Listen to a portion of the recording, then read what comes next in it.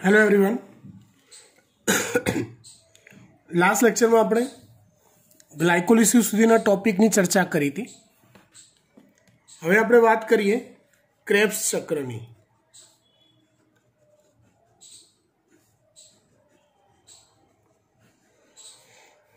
આમ તો આપણી ટેક્સ્ટ બુકની અંદર ક્રેબ્સ ચક્ર વિશે પૂરતી માહિતી આપી છે, પણ ક્રેબ્સ ચક્રમાં ચાલતી જુદી જુદી પ્રક્રિયાઓ, એમાં કેટલીક પ્રક્રિયાઓના સ્ટેપ ગુપચાયેલા છે અને કેટલીક પ્રક્રિયાઓમાં ભાગ લેતા ઉત્સેચકોના નામ આપ્યા નથી। આપણે આ બે વસ્તુ ખાલી એડ કરી લઈએ એટલે ક્રેબ્સ ચક્ર નીટના પોઈન્ટ ઓફ વ્યૂથી ક્લિયર થઈ જાય। બરાબર। જો સૌથી પહેલા આવશે પાયરુવિક એસિડ।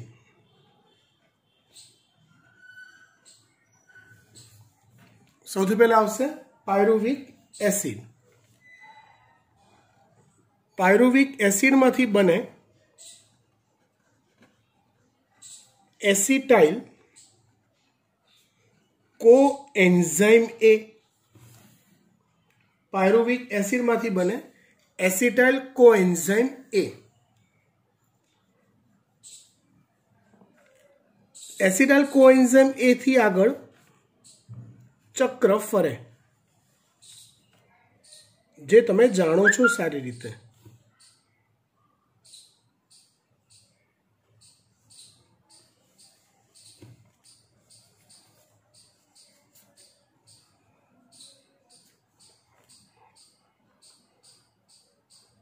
એસિટાઇલ કોએન્ઝાઇમ એ અને છેલ્લે રહેલો ઓક્ઝેલો એસિટિક એસિડ એ બંને જોડાઈને બને સાઇટ્રિક એસિડ અથવા એને કહેવાય છે સાઇટ્રેટ। સાઇટ્રિક એસિડ અથવા એને કહેવાય છે સાઇટ્રેટ। સાઇટ્રેટમાંથી બને સિસ એકોનેટિક એસિડ અથવા સિસ એકોનિટેટ। એમાંથી બનશે આઇસોસાઇટ્રિક એસિડ।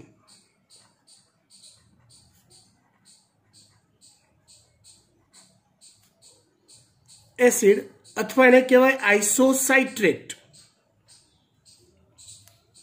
આઇસોસાઇટ્રેટમાંથી બને ઓક્ઝેલોસક્સિનેટ।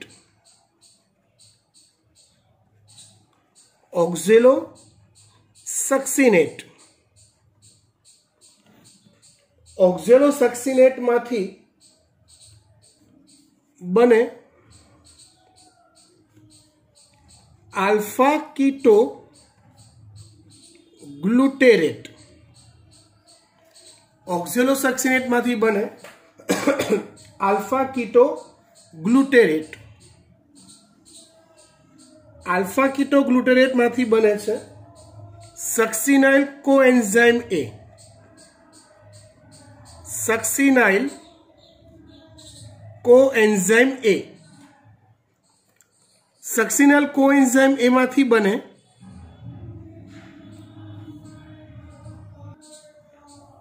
સક્સિનાઇલ કોએન્ઝાઇમ એમાંથી બને સક્સિનેટ।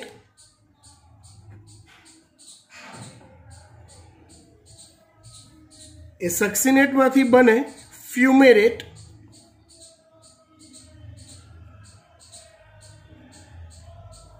ફ્યુમેરેટમાંથી બને મેલેટ।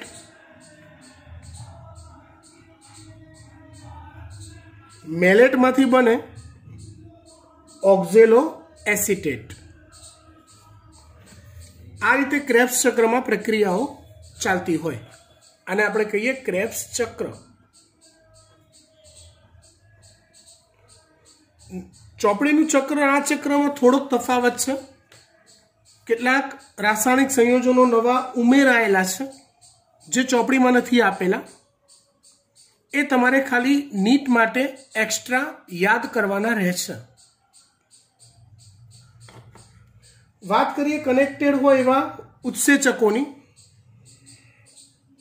तो पायरुविक एसिड मांथी एसिटाइल कोएंजाइम बनवा माटे पायरुविक डिहाइड्रोजिनेस संकुल जोईए उत्सेचक कयो पायरुवेट डिहाइड्रोजिनेस संकुल कयो जोईए पायरुवेट डिहाइड्रोजिनेस संकुल जोईए संकुल एटले एक करता वधुनु जूथ होय एवुं एने संकुल कहेवाय तो जेमां समावेश कोनो कोनो थाय जेमां समावेश कोनो कोनो थाय तो Mg2+ बीजू छे TPP TPP एटले thiamine pyrophosphate thiamine pyrophosphate lipoic acid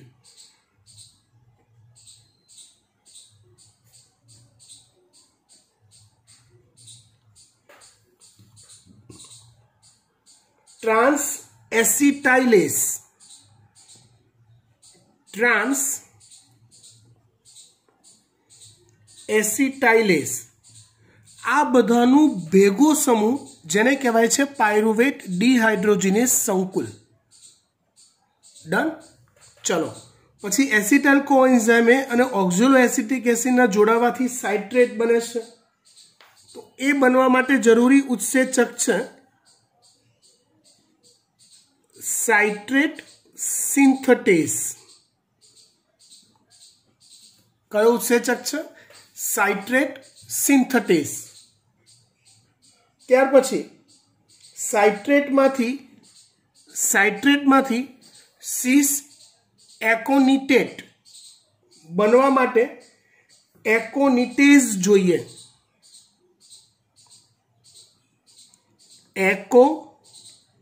एकोनिटेज उत्सेचक अने साथे साथे Fe2+ आयन नी हाजरी पण जोईए साथे साथे Fe2+ आयन नी हाजरी पण जोईए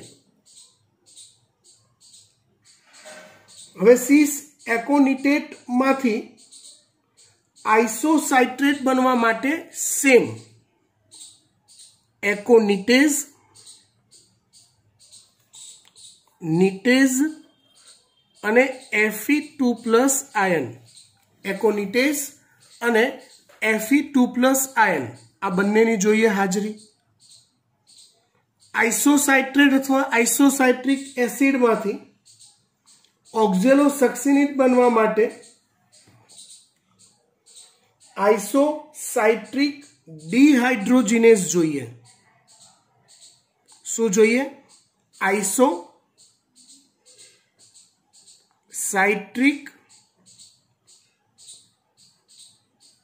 डिहाइड्रोजिनेस अने ए समय Mn2+ नी हाजरी जोईए आइसोसाइट्रिक डिहाइड्रोजिनेस उत्सेचक जोईए अने Mn2+ आयन हाजर पण जोईए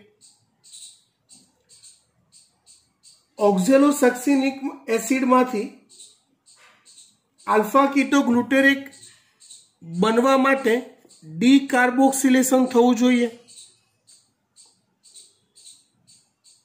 अल्फा कीटो ग्लूटेरेट मांथी सक्सिनल कोएंजाइम ए बनवा माटे alpha keto glutarate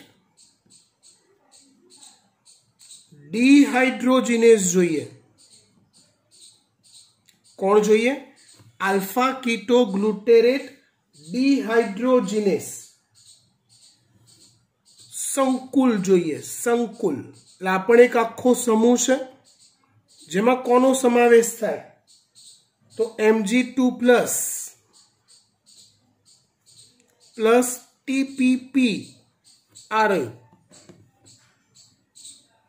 plus લાઇપોઇક acid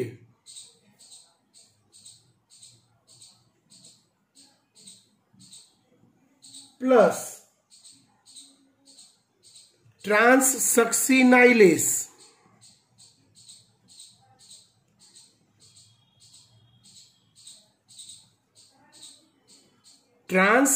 ट्रांससक्सिनाइलेस आ भेगा मळे एटले आल्फा कीटोग्लूटेरेट डिहाइड्रोजिनेस संकुल तैयार थाय। हवे सक्सिनाइल कोएंजाइम ए मांथी सक्सिनेट बनाववानो, सक्सिनाइल कोएंजाइम ए मांथी सक्सिनेट बनाववानो। तो ए बनाववा माटे सक्सिनाइल सिंथेटेज उत्सेचक जोईए। सक्सिनाइल सिंथेटेज उत्सेचक जोईए।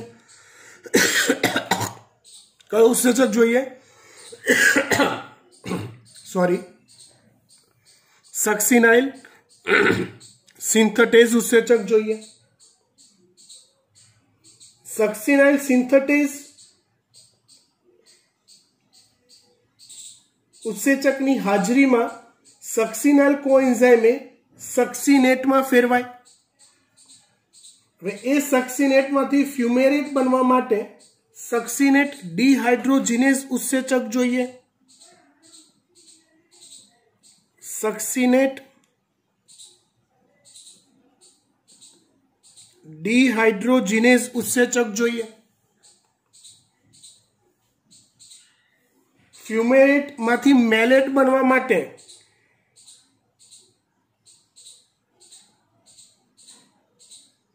फ्यूमेरेटेज उत्सेचक जोईए। मेलेट मांथी ऑक्जेलो एसीटेट बनवा माटे मेलेट डिहाइड्रोजिनेस, मेलेट डिहाइड्रोजिनेज उत्सेचक जोईए। आपने आ उत्सेचकोना नाम पाक्का आवडवा जोईए એટલે ક્રેબ્સ ચક્ર આવડી જાય। બાકીનું જે એનએડી છે, એફએડી છે, ક્યાં રિડ્યુસ થાય છે, એટીપીના અણુ ક્યાં બને છે, એ બધું ડિટેલમાં આપણે જોઈ ચૂકેલા છીએ આપણા ટેક્સ્ટ બુકની અંદર। સમજી ગયા? આવડે? ડન। ત્યાર પછી આપણે વાત કરીએ ઇલેક્ટ્રોન ટ્રાન્સફર ચેઇન અથવા સિસ્ટમની।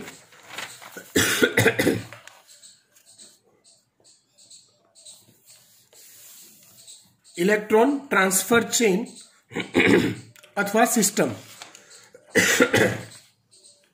જો આ પ્રક્રિયા એક કણાભ સૂત્રના ક્રિસ્ટી પટલ પર થાય છે। आकृति में आज पट्टो आप्यो छे वच्चेनो ए धारो के कणाभ सूत्रनु क्रिस्टी पटल अथवा अंतःपटल छे। आ विस्तार ए कणाभ सूत्रनु आधारक छे ज्यां क्रेब्स चक्र नामनी प्रक्रिया थाय छे अने आ विस्तार ए कणाभ सूत्रना बाह्य पटल अने अंतःपटलनी वच्चेनो अवकाश छे।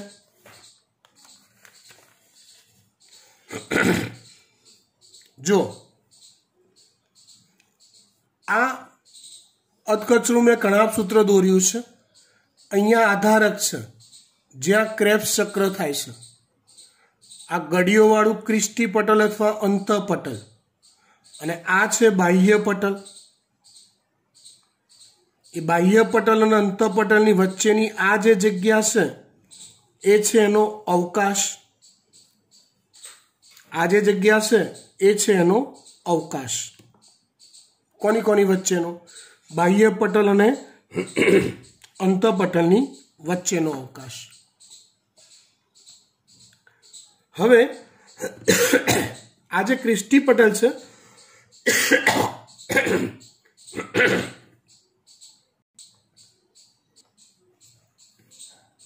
ए क्रिस्टी पटल ने आपणे झूम करीने अहींया बताव्युं छे। आ रही इलेक्ट्रॉन ट्रांसफर सिस्टम में ग्लाइकोलिसिस અને क्रेब्स चक्र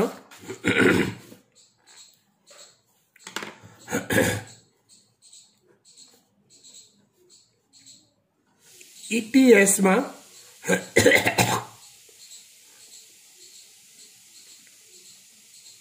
ग्लाइकोलिसिस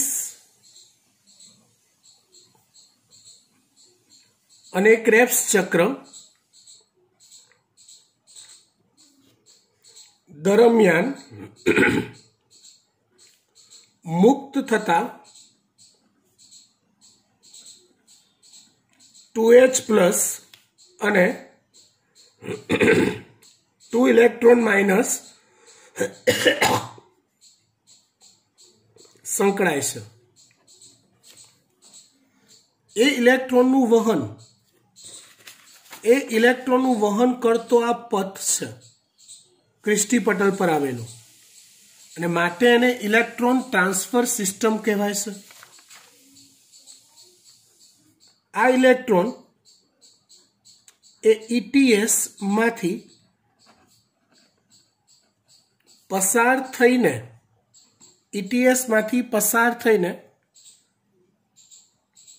કોષમાં રહેલા O2 સુધી પહોંચે છે।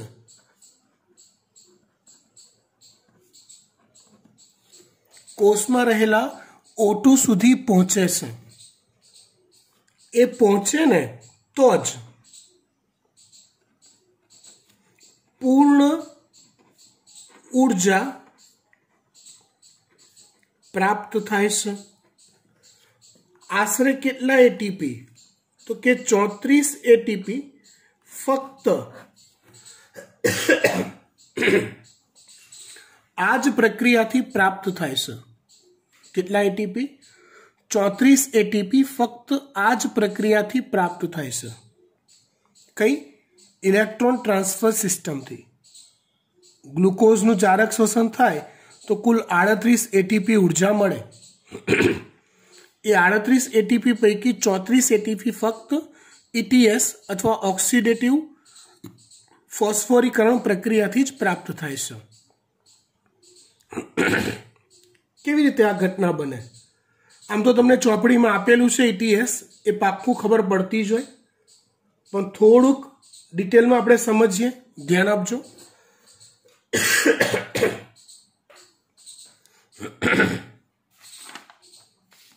जो ग्लाइकोलिसिस અને ક્રેબ્સ ચક્રમાં જ્યાં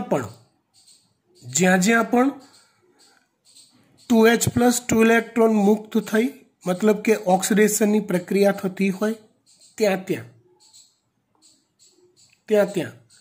NAD का तो FAD ए इलेक्ट्रॉन અને 2H प्लस स्वीकारी NADH2 અને FADH2 में फेरवाय।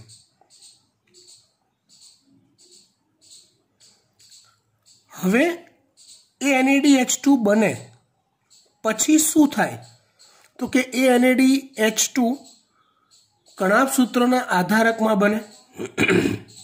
ત્યાંથી એ NADH2 નું ઓક્સિડેશન થાય। સમજો આ NADH into H પ્લસ આપ્યો છે, NADH into H પ્લસ એટલે NADH2 જ કહેવાય।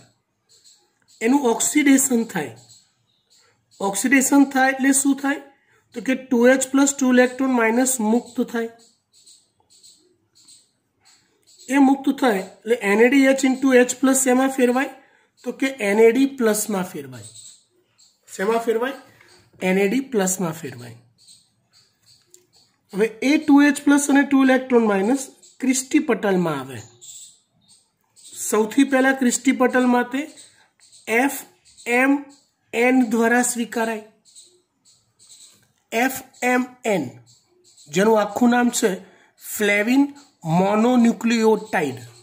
ફરીવાર FMN જેનું આખું નામ છે ફ્લેવિન મોનોન્યુક્લિયોટાઇડ, જે 2H પ્લસ 2 ઇલેક્ટ્રોન માઇનસ સ્વીકારે એટલે કે રિડક્શન પામે અને એમાંથી FMnH2 બને. FMnH2 ફરીથી ઓક્સિડેશન પામે છે, એનું પણ ઓક્સિડેશન થઈ જાય છે. એનું ઓક્સિડેશન થાય એટલે 2H પ્લસ અને 2 ઇલેક્ટ્રોન માઇનસ મુક્ત થાય. પણ યાદ રાખો, ક્રિસ્ટી પટલ પરના જુદા જુદા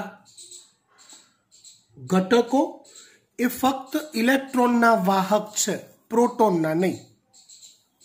ફક્ત ઇલેક્ટ્રોન એમાંથી પસાર થઈ શકે છે, પ્રોટોન નથી પસાર થઈ શકતા. તો એ પ્રોટોન જે મુક્ત થયા 2H પ્લસ એ બાહ્ય પટલ અને અંતઃપટલ વચ્ચેના અવકાશમાં ધકેલાય છે, આ રહ્યા. અને 2 ઇલેક્ટ્રોન જે છે એ ત્યાંથી આગળ FeS માં આવે છે. FeS એટલે આયન સલ્ફર સંકુલ થાય. FeS એટલે આયન સલ્ફર સંકુલ. હવે આયન સલ્ફર સંકુલ એ 2 ઇલેક્ટ્રોનને UQ એટલે કે યુબિક્વિનોનમાં ટ્રાન્સફર કરે છે. હાલ તમારે આ FADH2 FAD વાળી વાત નજરઅંદાજ કરવાની છે, અંડર એસ્ટિમેટ કરવાની છે. હાલ આપણે શું કરી રહ્યા છીએ કે જ્યાં જ્યાંથી પણ NADH2 માં ફેરવાયો ત્યાં એ NADH2 નું આગળ શું થાય તો કે આવું થાય. એ NADH into H પ્લસ નું ઓક્સિડેશન થાય, NAD પ્લસ બની જાય. 2H પ્લસ 2 ઇલેક્ટ્રોન માઇનસ મુક્ત થાય, FMN દ્વારા સ્વીકારાય, FMnH2 બને, FMnH2 નું ઓક્સિડેશન થાય, 2H પ્લસ મુક્ત થાય જે અવકાશમાં જાય, 2 ઇલેક્ટ્રોન માઇનસ મુક્ત થાય જે FeS માં વહન પામે. FeS માંથી એ 2 ઇલેક્ટ્રોન માઇનસ યુબિક્વિનોનમાં જાય. યુબિક્વિનોન હવે ઋણ વીજભારિત થાય. આવો ઋણ વીજભારિત યુબિક્વિનોન એ આધારકમાંથી, કણાભસૂત્રના આધારકમાંથી રખડતા રઝળતા 2H પ્લસ સ્વીકારે અને એ 2H પ્લસ સ્વીકારી એ રિડ્યુસ થાય પૂરો અને UQH2 માં ફેરવાય. UQH2 નું ફરી પાછું ઓક્સિડેશન થાય, અને 2H પ્લસ અને 2 ઇલેક્ટ્રોન માઇનસ અલગ પડે.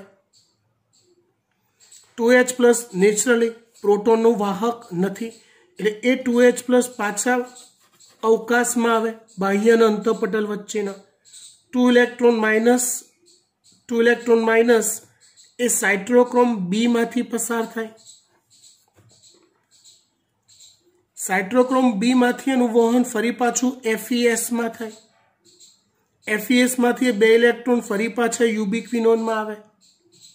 યુબિક્વિનોન એ 2 ઇલેક્ટ્રોન મેળવી ઋણ વીજભારિત થાય એટલે આધારકમાંથી એ બીજા 2H પ્લસ ખેંચે અને રિડ્યુસ થઈ UQH2 માં ફેરવાય. UQH2 ઓક્સિડેશન પામે, 2H પ્લસ અવકાશમાં જાય, 2 ઇલેક્ટ્રોન માઇનસ એ સાઇટ્રોક્રોમ C1 માં પસાર થાય, સાઇટ્રોક્રોમ C માંથી પસાર થાય, સાઇટ્રોક્રોમ A અને સાઇટ્રોક્રોમ A3 માંથી પસાર થાય અને છેલ્લે ત્યાંથી 2 ઇલેક્ટ્રોન 1O2 માં પ્રવેશે.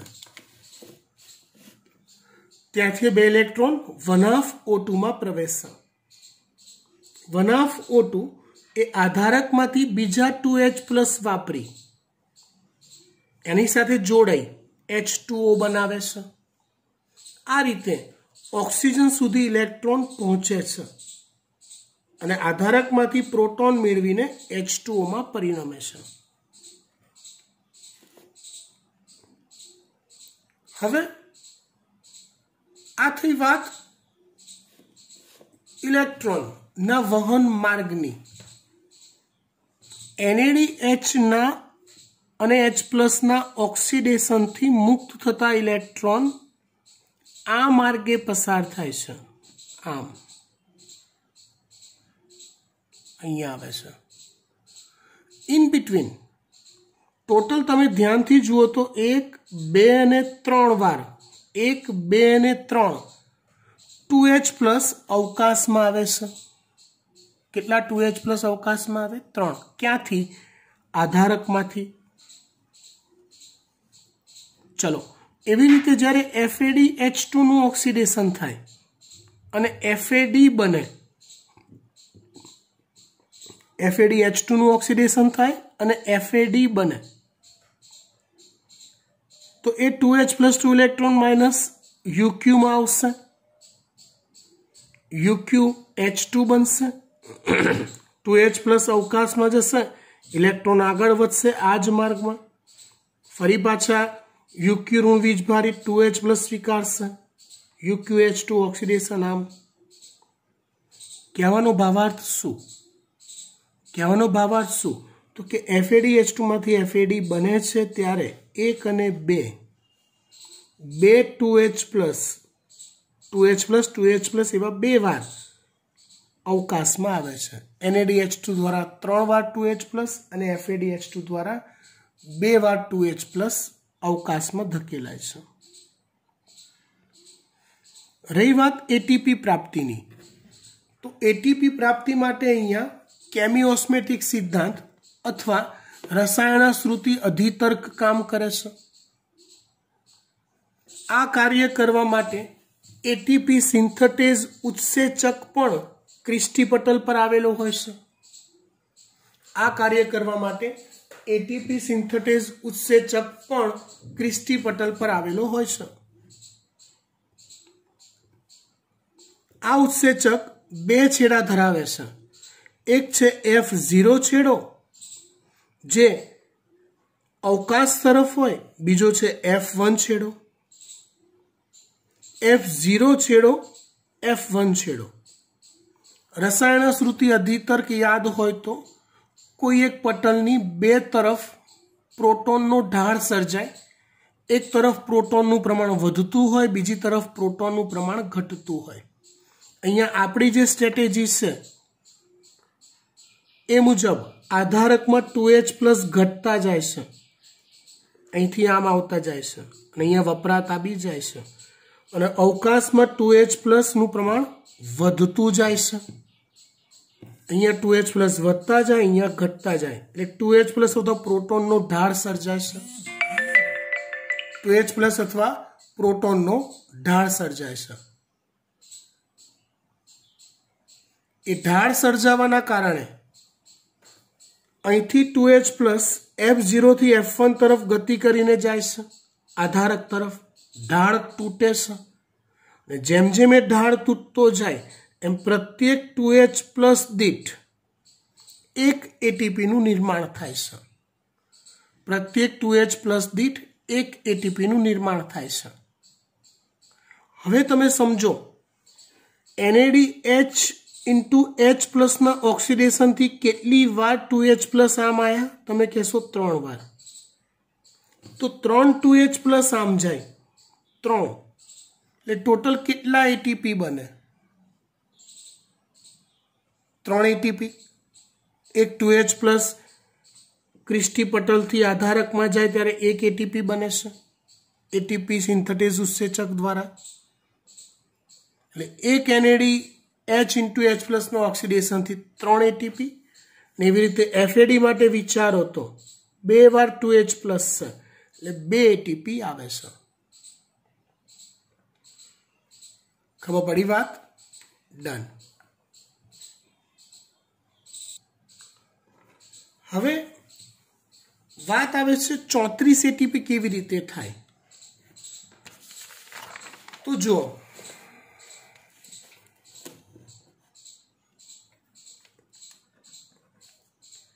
ग्लाइकोलिसिस में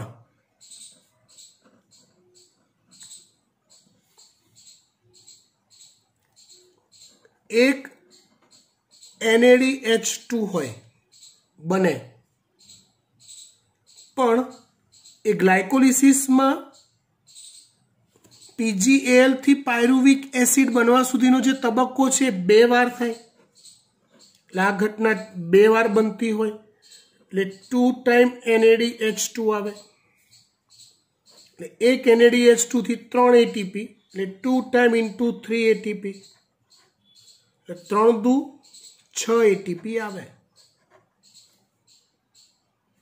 એવી રીતે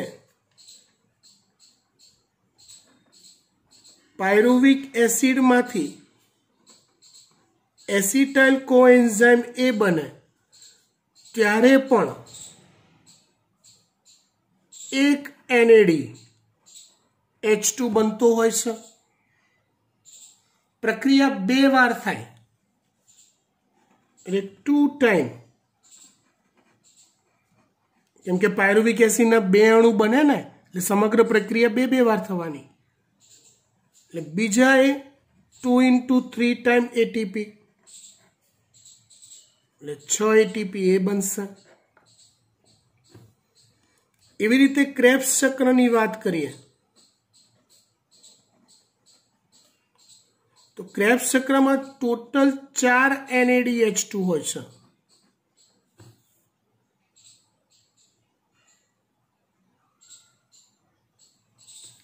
ક્રેબ્સ ચક્રમાં ટોટલ 4 NADH2 બનતા હોય છે, સોરી 3, એક અહીંયા આપણે ગણી લીધો પહેલેથી, એટલે 3 NADH2, પણ પ્રક્રિયા 2 વાર થાય ક્રેબ્સ ચક્રની, એટલે 2 ઇન્ટુ 3 NADH2, એટલે ટોટલ 6 NADH2 થશે, એટલે 2 time into 3 ATP, sorry 6 time into 3 ATP, એટલે 6 તરી 18 ATP થયા।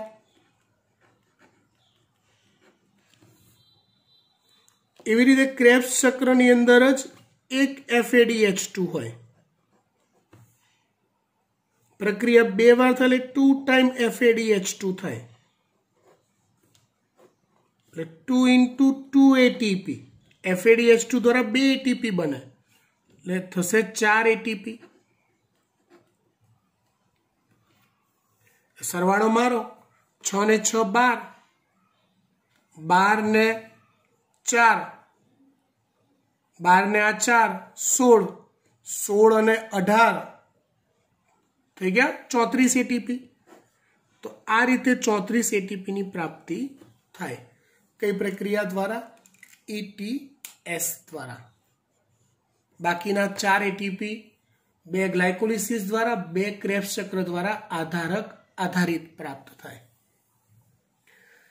બરાબર, આટલે સુધી રાખીએ છીએ।